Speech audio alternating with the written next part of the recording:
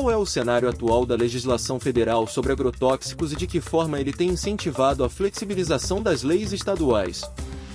Bom, no nível federal nós tivemos aí no final ainda do ano de 2023 a sanção do pacote do veneno, né? Ou seja, a nova lei de agrotóxicos, que foi uma flexibilização completa do marco legal sobre agrotóxicos no Brasil, permitindo inclusive a possibilidade de registro de agrotóxicos cancerígenos, além de reduzir o papel da Anvisa e do IBAMA no processo de licenciamento de agrotóxicos. Essa lei foi sancionada então com alguns vetos que foram revertidos aí pelo Congresso, mas até hoje essa lei ainda não foi regulamentada. Então o processo de regulamentação está acontecendo, mas a sociedade civil não está participando desse processo e infelizmente em algum momento a gente vai ser apresentado a isso sem ter muito o que fazer. Nós da campanha contra os agrotóxicos estamos lutando já no STF, com uma ação direta de inconstitucionalidade sobre o pacote do veneno, que é uma lei que tem vários aspectos inconstitucionais e esperamos ter alguma vitória nesse sentido. Dentro do contexto mais geral, a gente vê esse reflexo da flexibilização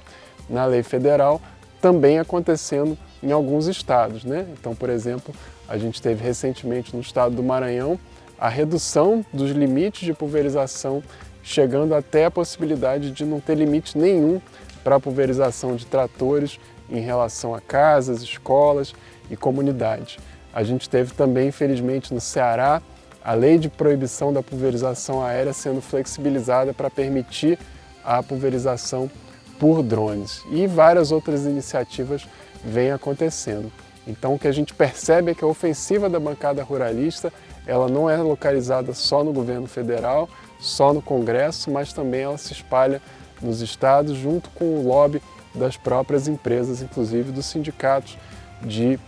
pulverização aérea. Então esse é um pouquinho do contexto que a gente vem enfrentando enquanto campanha contra os agrotóxicos, tentando unificar as forças do campo popular para enfrentar esse grande sistema do agronegócio. Muito se fala em colapso climático, mas pouco se discute a relação entre o agronegócio e esse cenário. Como você explicaria essa conexão? Acho que é importante a gente poder analisar, né, a crise climática, mas também os impactos ambientais que estão ocorrendo no Brasil, mas no mundo todo, como fruto, né, como resultado, né, de um modelo produtivo e agrícola, né, à base, né, de desmatamento, à base da perda da biodiversidade de floresta, né, que gera aí escassez hídrica, né, e também a utilização de agrotóxicos, né, de forma intensiva e abusiva, né. É um sistema, né, como todo, de funcionamento que colabora para que, né, os países possam estar aí submetidos e sofrendo esses impactos, né. E o debate, né, que a gente faz enquanto campanha, a propositura que a gente traz ao defender a agroecologia, os sistemas alimentares saudáveis e sustentáveis, também estão considerando essa sustentabilidade, né, ambiental climática, a partir, né, de uma outra proposta, né, de modelo agroalimentar para o Brasil, né, com descentralização da terra, né, o mau uso, né, da terra no mundo todo é responsável também por esses colapsos climáticos. Então é preciso repensar, né, uma política de distribuição da terra para que a gente possa fortalecer um uso mais sustentável do solo, né? Assim também como propor um sistema, né, alimentar a partir da agroecologia, né, que gere saúde para as pessoas, mas também para a natureza. Então essa a campanha trabalha, né, com esse anúncio, né, ao fazer a crítica a esse modelo, né, de sistema agroalimentar que concentra terras, né, está baseado na produção de commodities para exportação agrícola, né, em monocultivos e com essa utilização excessiva de agrotóxicos. E a solução, né, a proposta, né, ela perpassa por esses caminhos da promoção da agroecologia, da reforma agrária, né, da conservação da biodiversidade, dos bens comuns, das águas e dessa diversidade, né, de agricultores familiares, né, de comunidades quilombolas, povos indígenas que manejam esses territórios de forma mais sustentável e saudável. Por que é importante discutir comunicação e tecnologia quando falamos de agrotóxicos? Bom, o agronegócio tem sido muito eficiente em colocar o discurso das novas tecnologias como sempre uma melhoria no sentido da produtividade, da segurança e de como o agronegócio conseguiria resolver os dilemas que ele mesmo provoca em termos ambientais. E o que a gente vê na prática é que, na verdade, essa é mais uma das propagandas do agronegócio. Assim como a tecnologia dos transgênicos também veio, né, com um discurso que prometia, inclusive, reduzir o uso de agrotóxicos, mas, na verdade, a gente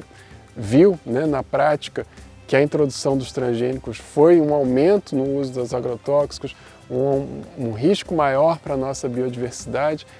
A gente está vendo também agora com a introdução dos drones. Os drones na agricultura foram propagandeados como uma tecnologia de agricultura de precisão, como se fosse possível então passar o agrotóxico só naquela planta que está infectada, que está doente, que está com algum tipo de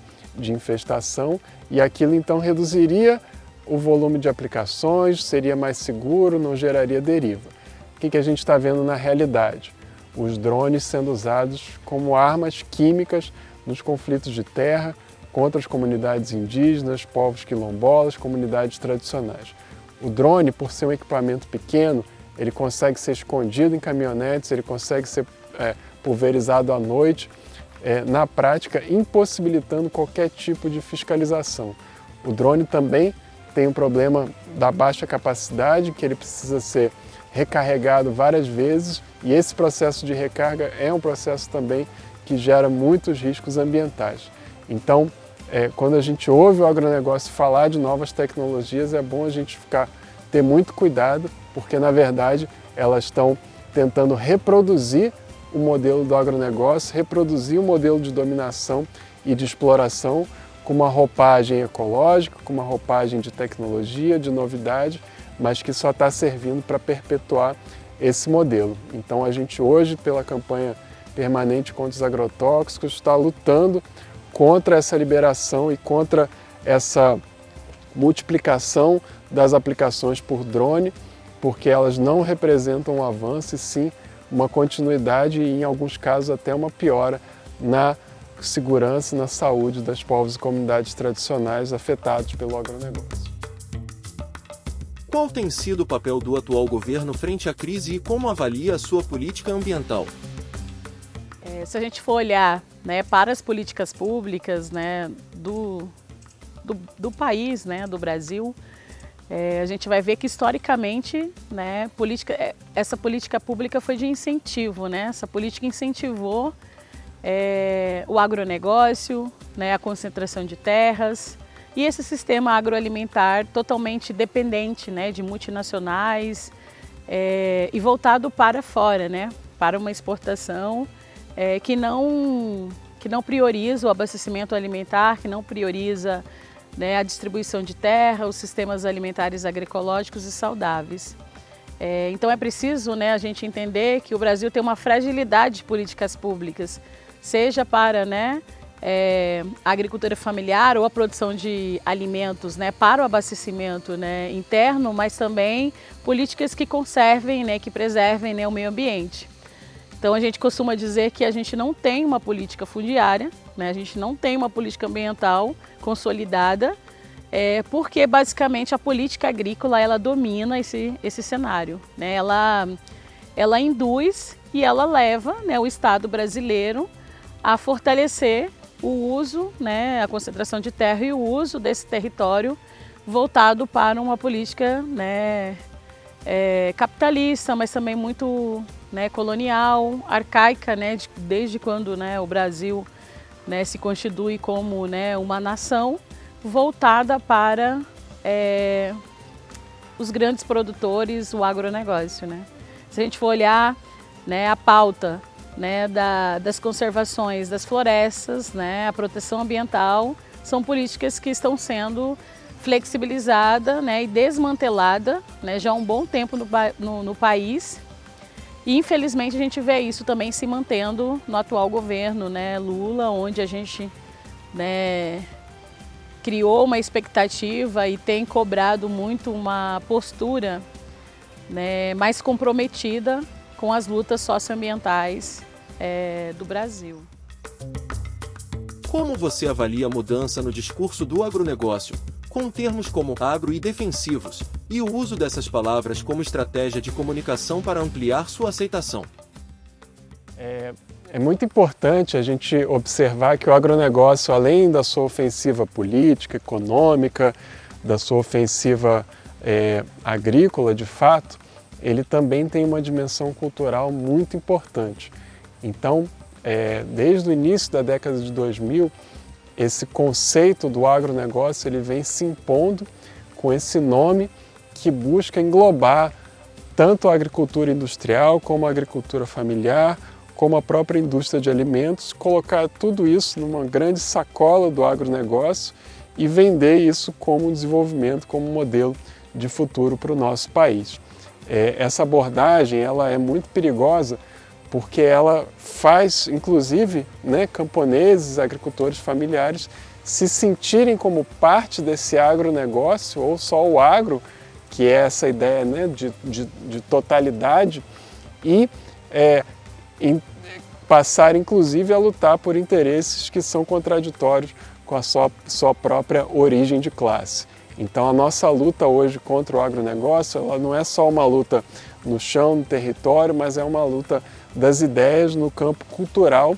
porque o agronegócio ele vem tentando, né, seja através de novelas, seja através de escolas de samba, de propagandas, de campanhas, de materiais didáticos infantis nas escolas, tentando construir esse conceito totalizador do agronegócio ou do agro, né, como o modelo para o Brasil, um modelo de desenvolvimento, quando na verdade o que a gente percebe é que o agronegócio é um modelo de exploração da terra, um modelo de violação de direitos humanos e um modelo que não vai levar o nosso país a um processo de desenvolvimento soberano. Pelo contrário, só através da agroecologia, da agricultura familiar, da reforma agrária, da garantia dos direitos territoriais dos povos e comunidades tradicionais, dos indígenas, dos quilombolas, é só assim que a gente vai dar respostas concretas para a crise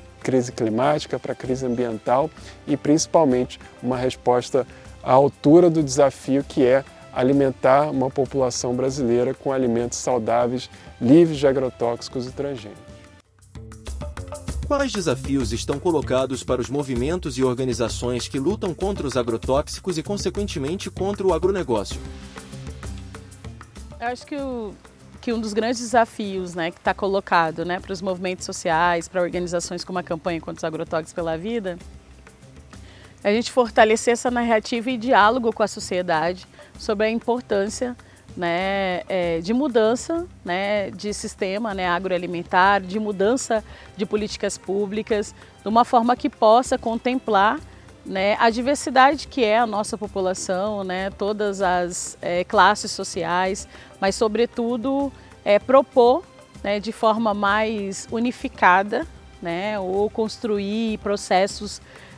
coletivos, articulação em rede que possa fortalecer esse campo político, fortalecer, né, a nossa pauta da luta contra os agrotóxicos, né, e pela vida, pela agroecologia, pela saúde da população, diante de um cenário muito desafiador, que é um cenário, né, de aumento, né, de setores, né, de extrema direita no Brasil e no mundo como um todo, mas de um Estado totalmente excludente, né, e com o aumento das desigualdades sociais que estão colocadas aí para países, né, do sul global, como o Brasil e outros países em desenvolvimento. O que a campanha e os movimentos têm feito para barrar esse avanço e também propor outro projeto possível? Eu acho que a campanha, ela, né, possibilita ações aí em vários setores da sociedade, com várias ações que fortalecem, né, essa pauta. A exemplo, né, das estratégias de propor políticas públicas para reduzir agrotóxicos no Brasil, como o debate, né, que a gente tem acompanhado já há um bom tempo em torno da importância de se ter políticas públicas como a Política Nacional de Agroecologia e Produção Orgânica, como o Programa Nacional de Redução de Agrotóxicos, mas também essa atuação da campanha mobilizando as bases, comunicando, né, com a sociedade sobre os impactos dos agrotóxicos na saúde e no meio ambiente, como uma campanha também de formação, né, de incentivo à transição agroecológica, mas que também possibilita esse fortalecimento das organizações de base, dos movimentos sociais, que é muito importante para que o Estado possa ser fortalecido, né? Existe uma frase, né, que é muito importante, não me recordo o autor agora, depois a gente, né, que é que não existe governo bom com Estado ruim, né? Então acho que a campanha tem se colocado nesse papel de construir um Estado, né, brasileiro mais democrático, mais justo, né, com alimento saudável, né, acessível para toda a população brasileira.